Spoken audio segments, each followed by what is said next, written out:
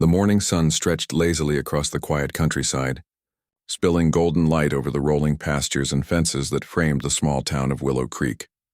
The hum of crickets mixed with the distant crow of a rooster as Jack Mercer, a rugged, broad-shouldered man in his mid-30s, tightened his worn leather gloves and stepped out of his old pickup truck.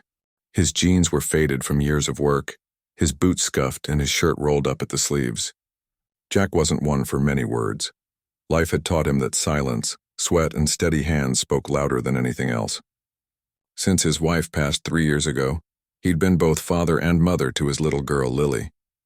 She was 6 now, the light in his dim world, and every hammer swing, every repair job, was for her future.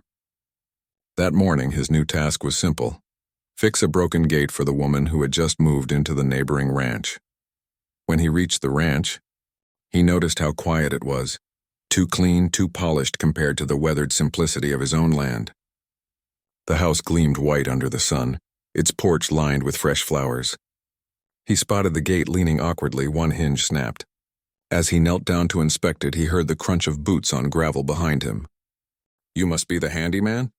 a voice said, smooth, calm, and confident with a trace of curiosity. Jack turned slightly and looked up. Standing before him was a woman unlike any he'd met in Willow Creek.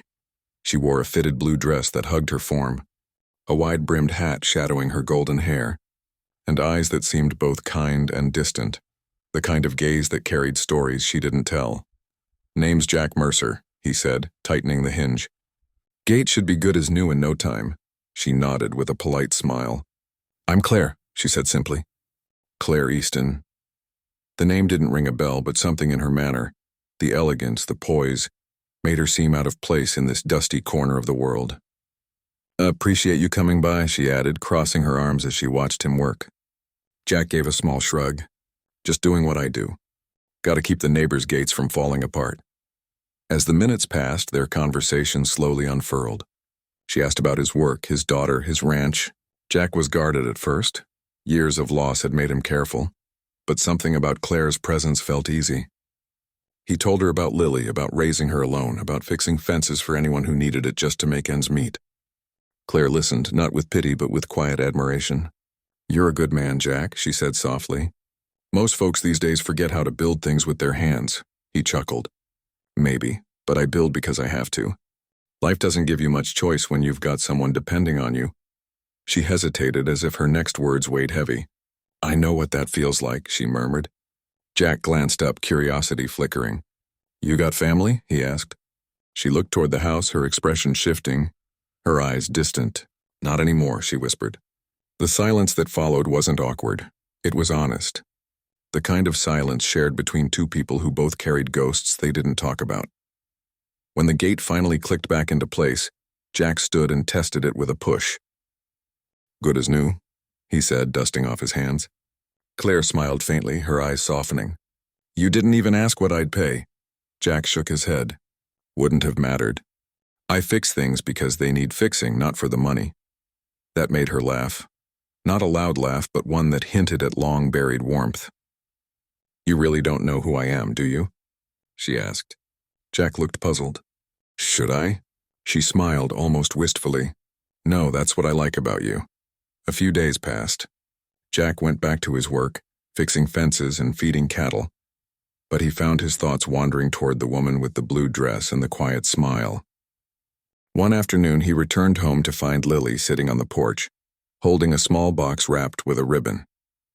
"Daddy, the nice lady next door brought this," she said, grinning. Inside was a brand new pair of work gloves and a note, "For the man who fixes what others give up on. Claire."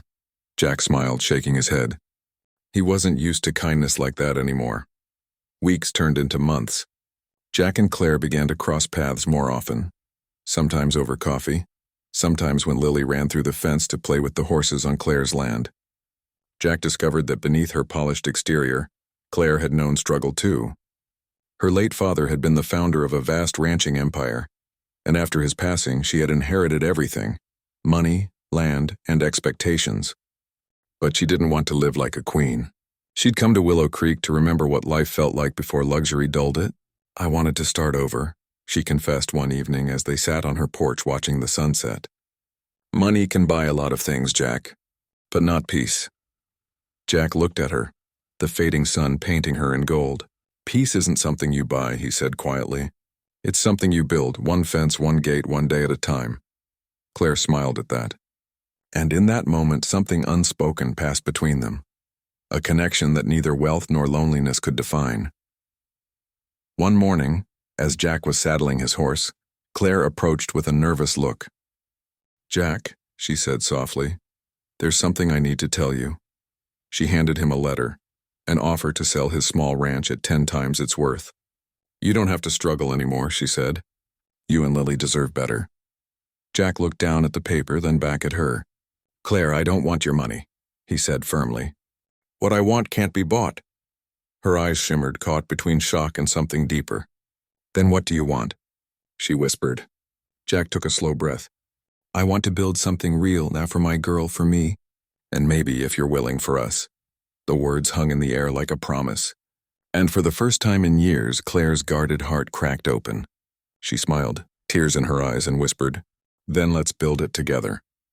From that day forward, the lonely father and the millionaire heiress became more than neighbors. They became each other's second chance. The old gate he once fixed stood strong between their lands, not as a barrier but as a symbol of what they'd mended together.